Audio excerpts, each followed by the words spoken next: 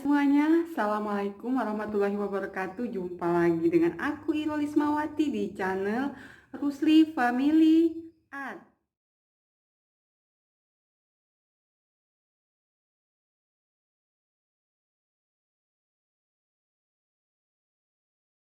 Di video kali ini aku akan membahas ciri-ciri dari impotensi dan infertilitas pada pria, dan dimana di kalangan masyarakat umum menganggap antara impotensi dan infertilitas ini adalah sama.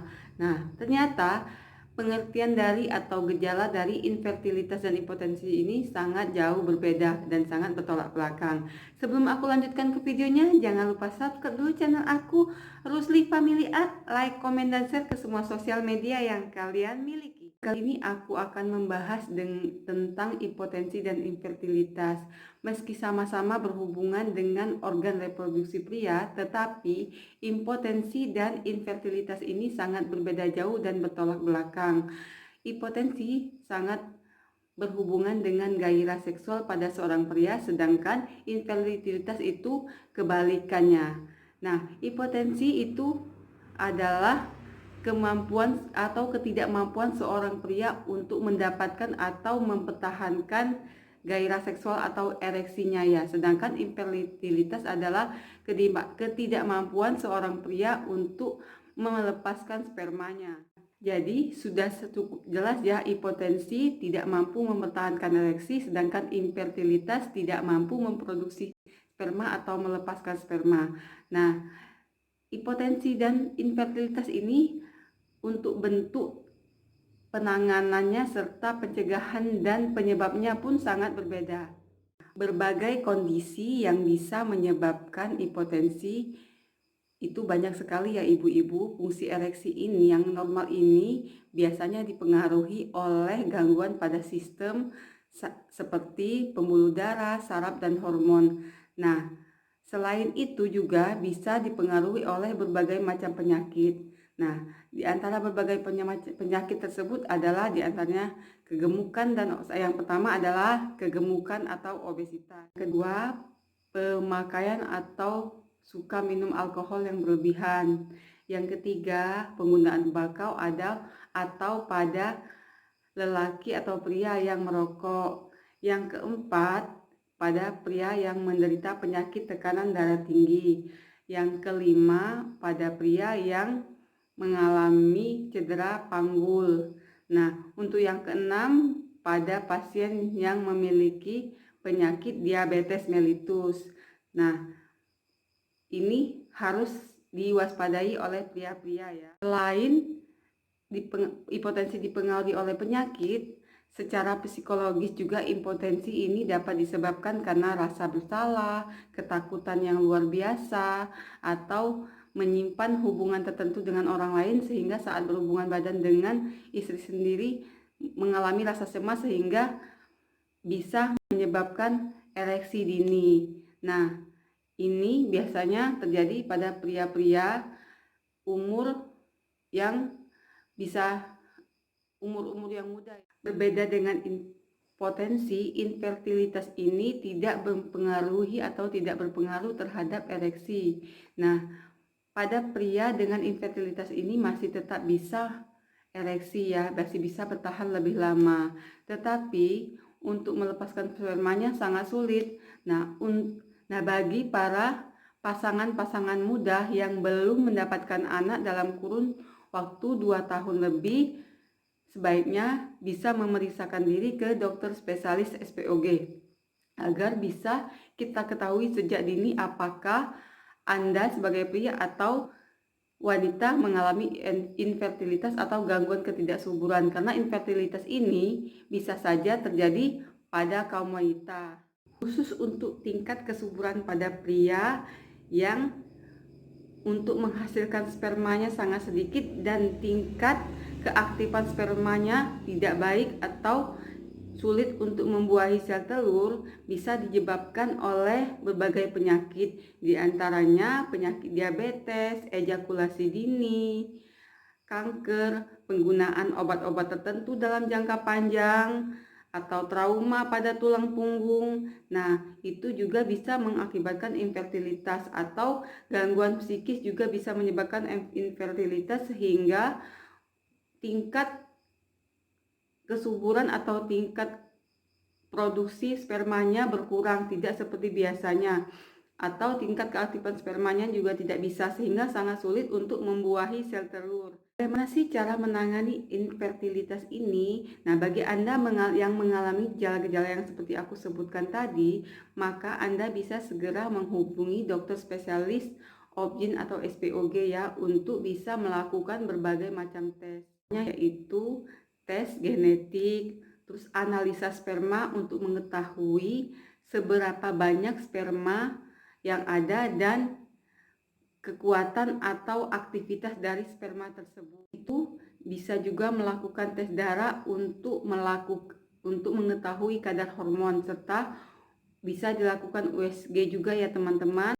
Nah, untuk teman-teman semua atau para pria yang mengalami gejala-gejala infertilitas ini, sebaiknya sejak dini saat merasakan gejala-gejala yang seperti aku sebutkan tadi, cepat memeriksakan diri kepada dokter SPOG yang terdekat. Nah, untuk pasangan muda yang belum dikaruniai anak sejak pernikahan yang kedua, maka kalian harus segera mengunjungi dokter untuk konsultasi atau memeriksa tingkat kesuburan. Bisa karena ketidaksuburan si pria atau bisa juga karena ketidaksuburan si wanita. Untuk cara penanganan dari infertilitas sendiri ada 3 macam. Yang pertama, operasi. Nah, jika memang infertilitas disebabkan oleh adanya varikokel, nah maka jalan operasi adalah jalan yang terbaik. Nah, yang kedua adalah dengan terapi hormon. Nah, terapi hormon ini jika diketahui karena infertilitas itu disebabkan karena adanya ketidakseimbangan hormon pada pria tersebut. Yang tiga yaitu penyembuhan infeksi dengan mengkonsumsi obat antibiotik yang jika memang diketahui ada infeksi pada saluran reproduksi si pria, meskipun kadang infertilitas belum tentu disebabkan oleh adanya infeksi pada saluran reproduksi tersebut. Untuk menangani masalah impotensi tadi, sebaiknya para pria yang merasakan ada gejala-gejala dari impotensi atau disfungsi ereksi atau ketidakmampuan untuk ereksi yang lama ya, atau tidak bisa ereksi sama sekali, maka bisa segera mendatangi dokter spesialis. Walaupun mungkin para pria merasakan adanya ketidaknyamanan saat akan menceritakan atau akan mendatangi dokter spesialis untuk mengetahui apa benar sih aku ini impotensi seperti itu ya.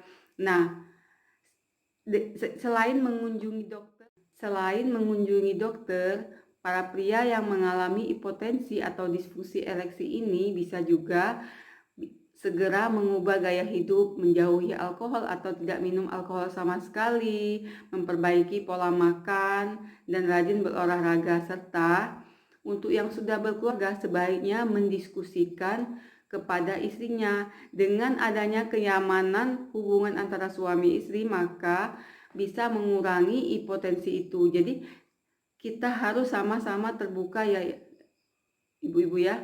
Misalnya suaminya sepertinya mengalami impotensi, maka sang suami harus bercerita sepenuhnya kepada istri, dan si istri juga harus bagaimana caranya untuk melakukan apa, bisa misalnya melakukan foreplay terlebih dahulu atau dengan cara-cara lain yang bisa menyebabkan suami kita tadi yang impotensi akan merasa nyaman, atau karena tekanan psikologis tadi ya, sehingga tidak merasa nyaman yang menyebabkan dia disfungsi ereksi. Nah, dengan adanya keterbukaan antara suami istri, maka impotensi pun akan bisa disembuhkan.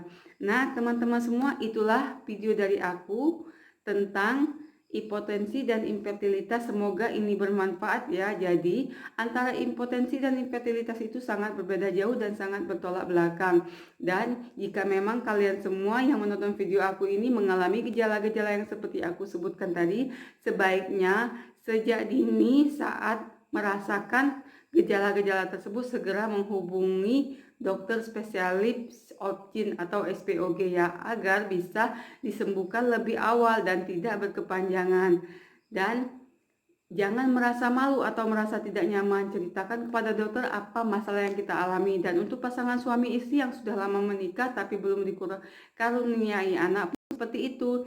Jangan hanya istrinya saja yang mendatangi SPOG, karena bisa saja masalah itu terjadi pada suami, atau jangan hanya suami saja yang mendatangi dokter spesialis kebidanannya, tetapi harus bersama-sama mendatangi dokter agar bisa diketahui apa sih penyebabnya belum bisa dikaruniai anak. Karena untuk mempunyai anak itu diperlukan 2 orang atau suami istri yang benar-benar sehat. Seperti ibaratnya ladangnya subur tetapi bibitnya tidak bagus, maka hasilnya pun tidak akan bagus. Tetapi ladang kita tidak subur dan bibitnya bagus pun hasilnya tidak akan seperti yang kita harapkan. Nah, teman-teman semua, itulah video aku tentang impotensi dan infertilitas. Semoga kalian suka dengan video aku ini ya. Dan terima kasih karena telah menyaksikan video aku sampai dengan selesai. Semoga apa yang aku sampaikan ini membawa manfaat buat kita semua. Sampai jumpa di video aku yang selanjutnya. Jangan lupa like, comment, dan share video aku ini ya teman-teman. Jangan lupa juga follow Instagram aku iro_lismawati. Dan sampai jumpa di video aku yang selanjutnya. Wassalamualaikum warahmatullahi wabarakatuh.